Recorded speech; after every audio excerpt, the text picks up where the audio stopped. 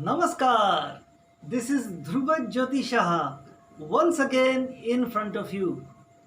And today I'm back with my most favorite super series, Universal Knowledge. And today my subject is 5 Indian motivational books you must read before you die. Of course, I don't want you to die. What I mean to say is that 5 books in India which have been written must be read by you, must be read. If you ask me regarding motivational books, I have gone through maybe more than 100 motivational books. I still keep reading. But if I had to select the top 5 books which had an impact in my personal life, I am going to tell you. मैं आप सभी का स्वागत करता हूं इस video के लिए, और आज ये वीडियो मैं उन लोगों के लिए समर्पित करता हूं, डेडिकेट करता हूं जिनको किताबें पढ़ना अच्छा लगता है। मुझे किताबें पढ़ना बहुत अच्छा लगता है, मुझे बहुत प्रेरणा मिला है। तो आज मैं आपको ये बताने वाला हूँ कि 5 ऐसे महत्वपूर्ण किताब है, हमारे भारत के ऐसे 5 किताब है जिसे पढ़ने से हमें बहुत प्रेरणा मिल सकता है। दुनिया में ऐसे बहुत सारे किताब है, अच्छे अच्छे किताब है, और मैंने करीबन 100 से अधिक इस प्रकार की किताबों को पढ़ा हो जिससे हमें प्रेरणा मिलता है, मोटिवेशनल बुक्स। लेकिन यदि आप मुझे पूछेंगे कि आपके सबसे प्रिय 5 कौन से किताबें हैं जो हमारे भारतवर्ष से जुड़ा हुआ है, तो आज मैं आपको बताऊंगा। तो मेरे लिए सबसे पहला जिस किताब के बारे में जिक्र करने वाला हूं वो है रामायण, वाल्मीकि रामायण। यह किताब क्यों महत्व रखता है? क्योंकि जब हम कभी कभी जीवन में जब हम उदास हो जाते हैं, व्हेन वी गेट डिप्रेस्ड, हमारे पास कोई चारा नहीं होता है, रामायण पढ़ने से हमें बहुत सांत्वना मिल सकता है। We can get lot of comfort, we can derive comfort by reading Ramayan, because there are these 2 central characters. One is of course the central character Lord Ram, and then Sita Ma, his wife.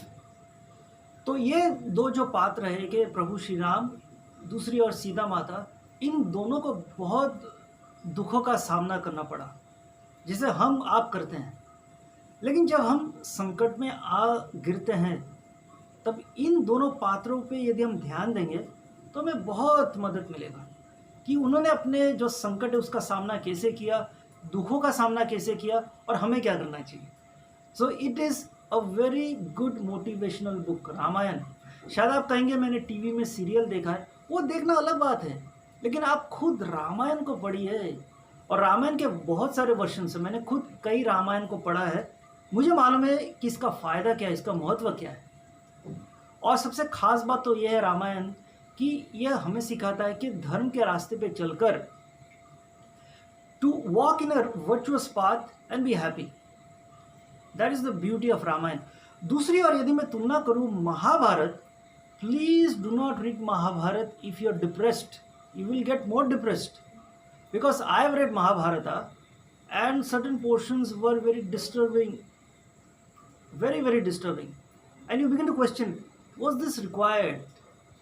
But on the other hand, when you compare that with Ramayana, Ramayana is very comforting.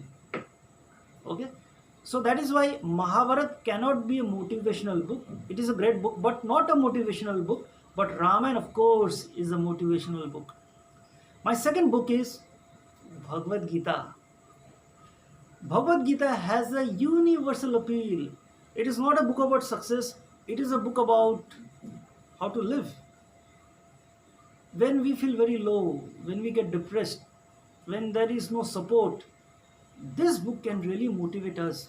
It gives us a guideline how to tackle the different challenges in our life. Bhagavad Gita हमें मार्गदर्शन देता है कि हम जब अलग अलग चुनौती का सामना करते हैं हमें क्या करना है।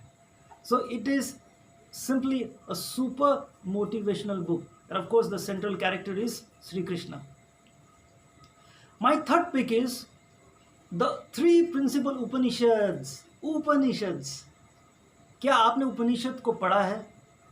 प्लीज़ मैं नम्रपूर्वक कहता हूँ कि आप समय निकालकर उपनिषद को पढ़िए।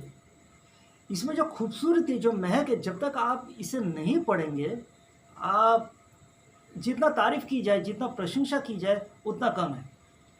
Because Upanishad is a more colourful book than Bhagavad Gita. Bhagavad Gita और उपनिषद में कुछ समानताएं हैं, but Bhagavad Gita is a very straightforward book and we have two principal characters, Shri Krishna and Arjun. But in the Upanishad there are lot of characters. और आपको मालूम है उपनिषद की क्या खासियत है, क्या खूबी है?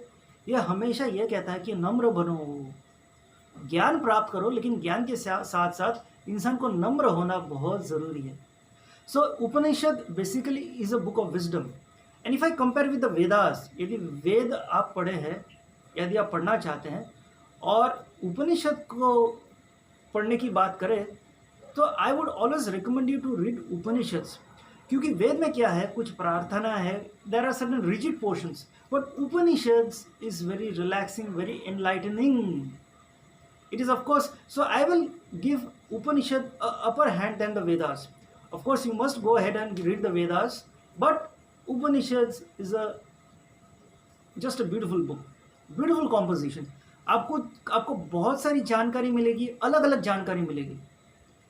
So this book Upanishads has a lot of variety. So please go ahead, read it. You will be motivated. The fourth book. Well, I have a very close friend. She's a professor in a college. And when I asked her what is her most favorite book, and this is what she had to say. मेरी एक दोस्त है, वो college की एक professor है, college में पढ़ाती है.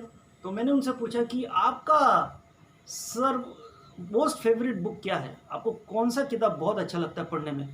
तो उन्होंने कहा Panchatantra. Yes, my fourth take is Panchatantra.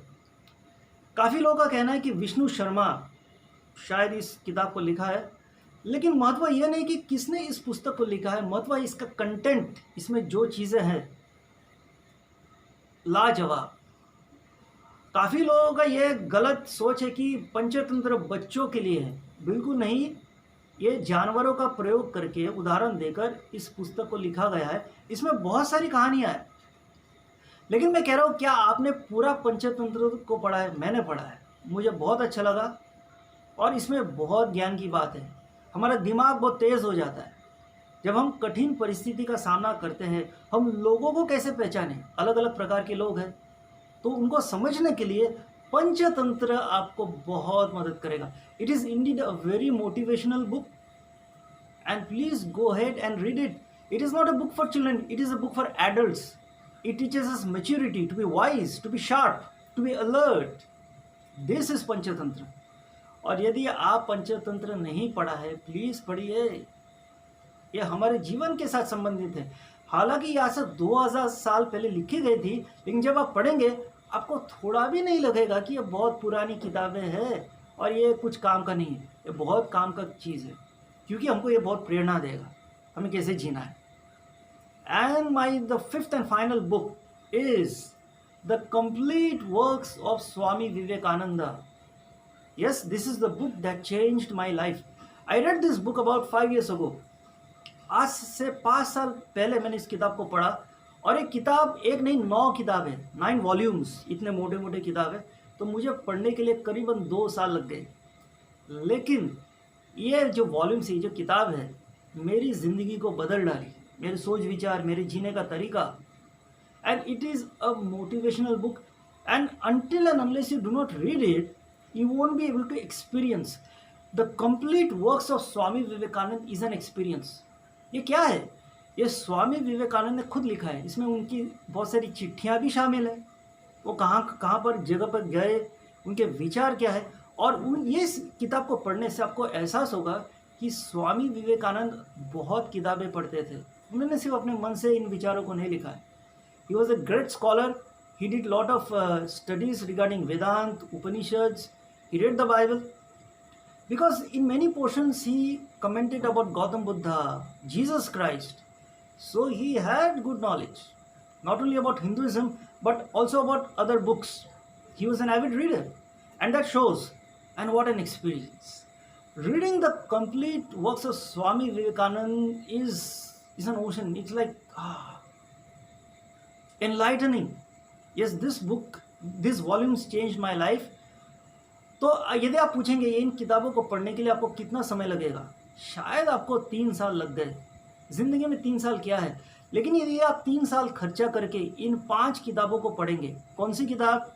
Ramayan, Bhagavad Gita, उपनिषद, पंचतंत्र और the complete works of Swami Vivekananda, इससे हमको बहुत प्रेरणा मिलेगा। क्योंकि हमारे जीवन में बहुत बुरे वक्त भी आते हैं, शायद सब कुछ ठीक चल रहा है, अचानक कुछ झटका लगता है, शायद बहुत कुछ बुरा हो जाता है, तब हम क्या करें? शायद हमको रास्ता दिखाने के लिए कोई भी नहीं है, हमारे परिवार नहीं है, हमारे मित्र नहीं है, ये दुनिया नहीं है, हम अकेले हैं। तब ये 5 किताब, इसका जो ज्ञान है, हमें मदद करेगा धर्म के रास्ते में चलते हुए खुश रहना और हर एक तकलीफ का सही अंदाज से सामना करना। तो आप सभी को धन्यवाद इस वीडियो को देखने के लिए। यदि आपको इस वीडियो को पसंद आया तो आप दूसरों से शेयर कीजिए, और सबसे महत्वपूर्ण बात है कि प्लीज़ समय निकालकर इन 5 पुस्तक को ज़रूर पढ़िए, ज़रूर पढ़िए। धन्यवाद।